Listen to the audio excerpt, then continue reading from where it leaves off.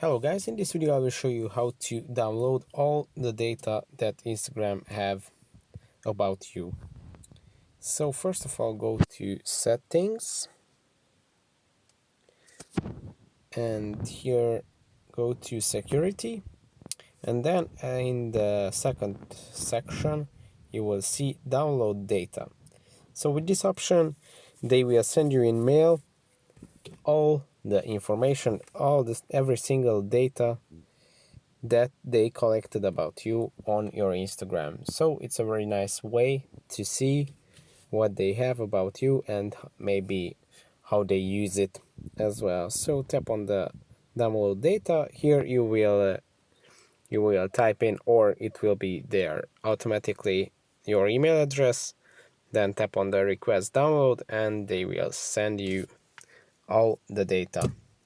That's it for this video. I hope it was helpful. If it was, please consider subscribing. That would be really helpful for me, and see you in the next one.